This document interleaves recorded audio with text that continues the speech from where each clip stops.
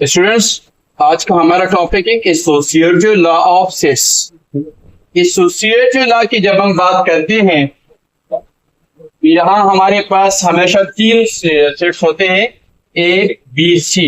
ए B सी से मुराद ये है कि डी ए भी हो सकता है, लेकिन तीन होंगे तादाद में। और ये और कम्यूटेटिव लॉ एक दूसरे से डिफरेंट भी इसी अंदाज से हैं कि कम्यूटेटिव लॉ के अंदर हमारे पास दो सेट्स होते हैं और एसोसिएटिव में हमारे पास तीन होते हैं।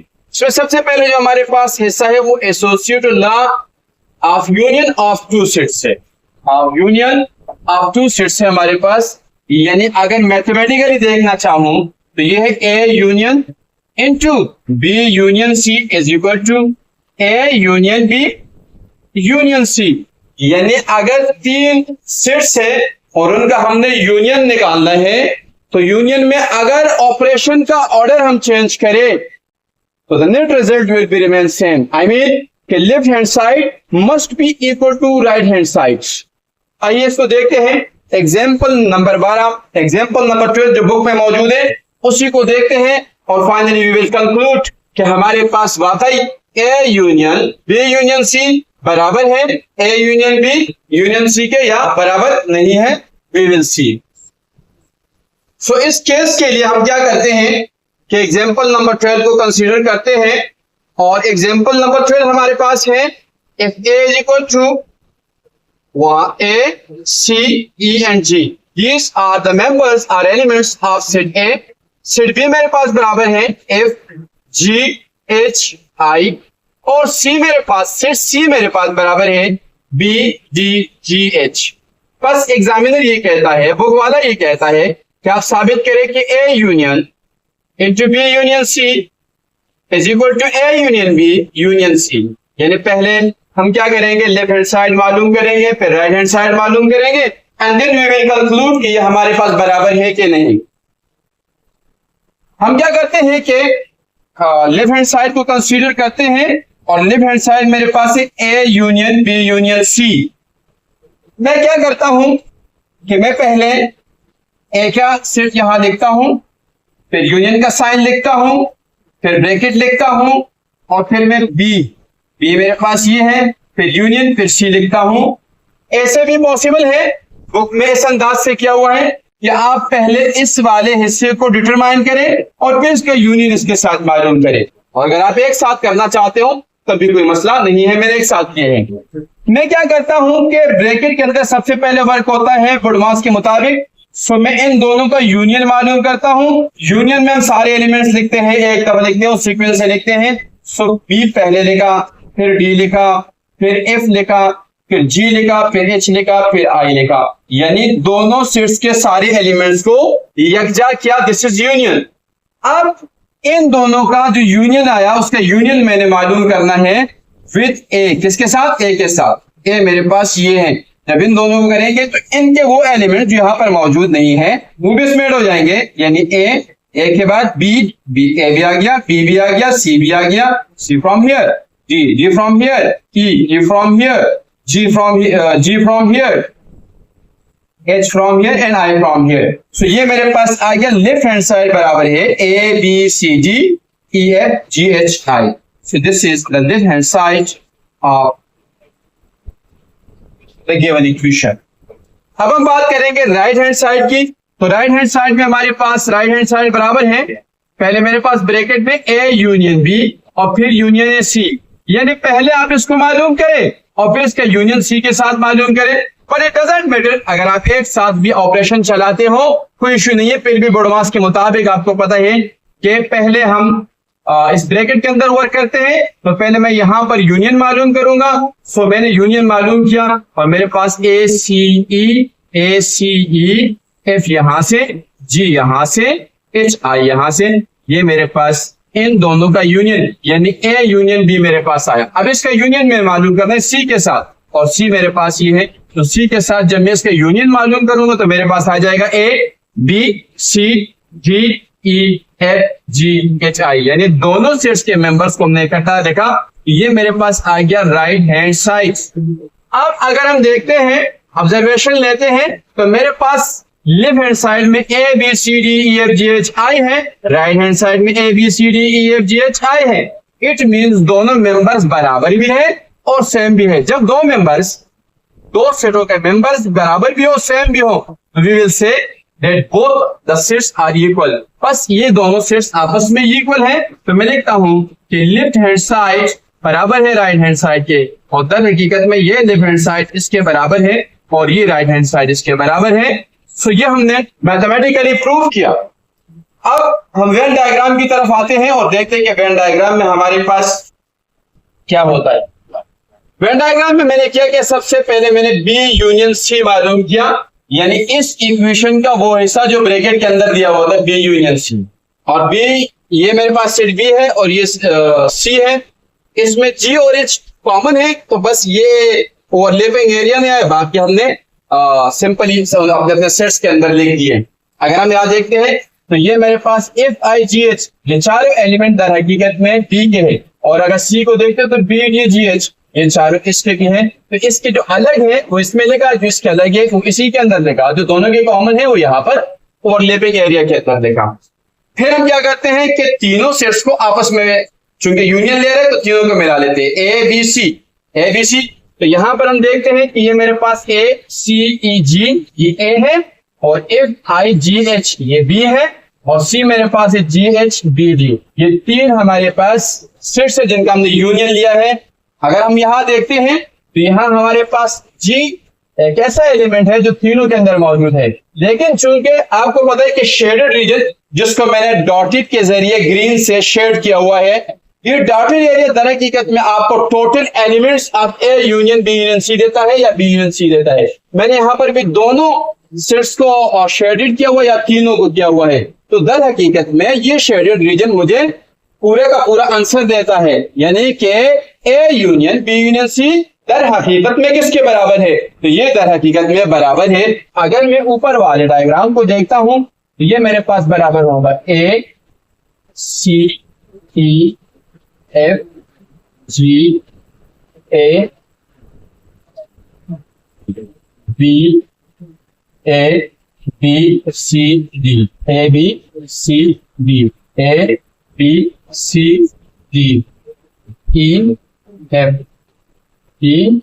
F G H I. इसका मतलब यह कि पूरा इसके बराबर ही, क्योंकि पूरा एरिया शेडेड है, और वेन डायग्राम में शेडेड एरिया दर हकीकत में आपको बताता है कि इस सेट के कितने एलिमेंट्स है या कौन कौन से हैं। राइट हैंड साइड की तरफ आते हैं।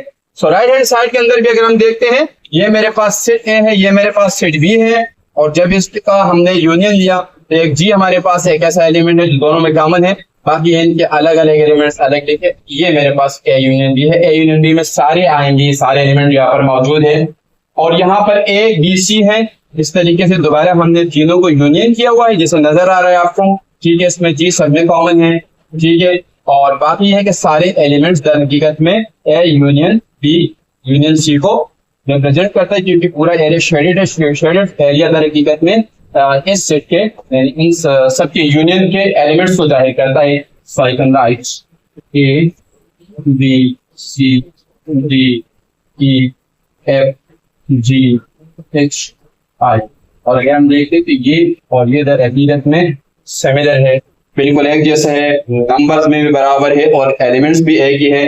बस हम कह सकते हैं कि A union into B union C और A union B union C ये दर हकीकत में आपस में बराबर है। वेन डायग्राम से भी हमने देखा, तो बस हम देख सकते हैं कि A union B union C is equal to A union B union C. जैसे पिछले केस के अंदर हमने डिस्कस किया था कि जब एसोसिएटिव लॉ की बात होती है तो यहाँ पर तीन सेट एग्जिस्ट करते हैं, टू कम्यूटेटिव लॉ में होते हैं, वो विद रिस्पेक्ट टू यूनियन हो या विद रिस्पेक्ट टू इंटरसेक्शन हो। अब ये तकरीबन सेम केस है, बस ये है कि वो पहला वाला केस जो हमने डिस्कस किया वो यूनियन के हवाले से था, और यहाँ पर जो ऑपरेशन होगा वो इंटरसेक्शन का होगा, यानी A intersection B intersection C. यहाँ इंटरसेक्शन का सिंबल आ गया, सो ऑपरेशन जो हम यहाँ करेंगे वो इंटरसेक्शन का करेंगे। उसी एग्जांपल नंबर 12 के एलिमेंट्स को मैंने लिए हैं, और मैं इसको एग्जांपल नंबर 13 बना देता हूं, शायद बुक में भी 13 नंबर की। So if a is equal to this, b is equal to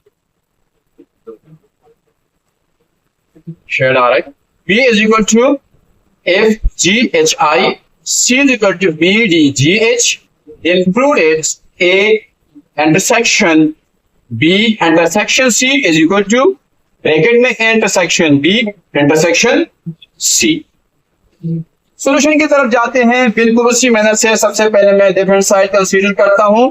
left hand side मेरे पास बराबर है a intersection b intersection c के। बताओ, दिस इज वेरी सिंपल। अगर हम देखते हैं तो मैंने क्या किया, यहां पर a सिट a की जगह पर उसके एलिमेंट्स लिखे, फिर साइन डाला इंटरसेक्शन का, ब्रैकेट लगाया, फिर b के एलिमेंट्स लिखे, फिर c के एलिमेंट्स लिखे, दोनों का इंटरसेक्शन मालूम किया। हमको पता है कि इंटरसेक्शन में हम सिर्फ कॉमन एलिमेंट्स लेते हैं, यानी यहां पर g है मेरे पास, तो इसमें भी g है, तो g मैं यहां लिख दूंगा। यहां मेरे पास h है, यहां पर भी h है, तो ये मैं यहां पर लिख दूंगा। if यहां पे है, यहां पे नहीं है, so I will not write. I नहीं है तो नहीं लिखूंगा।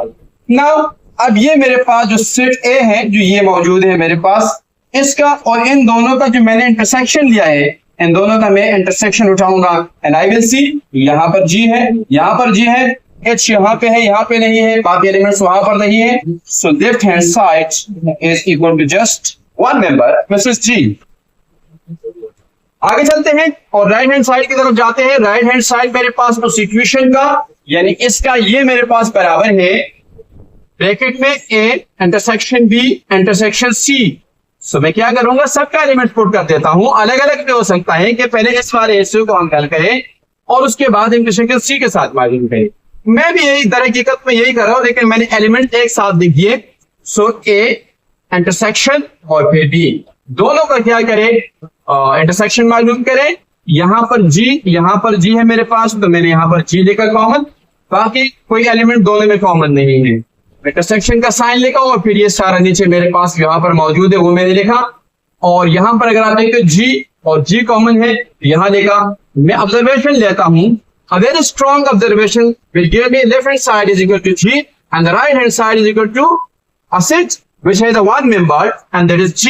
इसका मतलब ये हुआ कि लेफ्ट हैंड साइड मेरे पास बराबर है राइट हैंड साइड के, और लेफ्ट हैंड साइड दर हकीकत में हमारे पास बराबर है a intersection b intersection c के, और राइट हैंड साइड बराबर है a intersection b intersection c के। इसके मुताबिक जब हमने ऑपरेशन चलाया तो ये दोनों साइड बराबर है। बस इसका मतलब ये हुआ कि अगर हम इंटरसेक्शन की बात करते हैं, तीन सेट के इंटरसेक्शन की बात करते हैं, तो ये एग्जिस्ट करता है। यानी अगर तीन सेट हो, उनके ऑर्डर को चेंज किया जाए ऑपरेशन के, इंटरसेक्शन का मामला हो, इंटरसेक्शन का ऑपरेशन हो, there will be no effects. The answer will be remain same. Come to the Venn diagram. Venn diagram की तरफ आते हैं, लेफ्ट हैंड साइड पे वर्क करते हैं। और लेफ्ट हैंड साइड मेरे पास अगर हम देखते हैं तो सबसे पहले हम लेफ्ट हैंड साइड में से क्या करते हैं कि B इंटरसेक्शन C हम मालूम करते हैं, और ये B इंटरसेक्शन C है। ये सेट B है, ये सेट C है। सेट B मेरे पास बराबर है F I G H। अगर हम देखते हैं तो B बराबर F G H I, F G H I, F G H I, F G H I। और अगर हम C को देखते हैं तो C मेरे पास है B D G H, B D G H। चूंकि इंटरसेक्शन का मामला है, इंटरसेक्शन में जो दोनों सेट्स में कॉमन होते हैं वो ओवरलैपिंग एरिया में हमने देखा है, उसको शेड किया है, और ये हमें आंसर दे रहा है कि this will be equal to G H। यानी ये दर हकीकत में वो मेंबर है जो इंटरसेक्शन C में है। तीनों सेट को कंबाइन करके इसका इंटरसेक्शन उठाते हैं एंड वी विल सी। अगर हम यहाँ देखते हैं तो सेट ए मैंने लिखा, फिर बी लिखा, फिर सी लिखा, लेकिन डायग्राम से भी नजर आ रहे हैं, शेडेड एरिया भी बता रहे हैं कि दर हकीकत में A intersection into B intersection C ये बराबर है एक सेट के जिसमें एक एलिमेंट G है। राइट हैंड साइड पे वर्क करते हैं। राइट हैंड साइड में हमारे पास है ए और बी, दो सेट्स जो दिए हुए हैं, बार बार एक्सप्लेन कर रहा हूं। अब उनका जब हमने इंटरसेक्शन लिया तो मेरे पास जस्ट ये आ गया G के बराबर, यानी दिस ओवरलैपिंग एरिया जिसको मैंने ग्रीन डॉटेड से शेड किया हुआ है ये इसके बराबर हो गया। तीनों को मिलाया, तीन में मेरे शेडेड एरिया बता रहा है कि G के बराबर है, यानी A intersection B intersection C दर हकीकत में जी के बराबर है। और अगर मैं इसको देखता हूँ वेन डायग्राम से भी देखता हूँ, शेडेड रीजन से भी देखता हूँ, जी और जी के बराबर है, इसका मतलब ये और ये आपस में left hand side right hand side के बराबर है। So associated law holds intersection of three sets.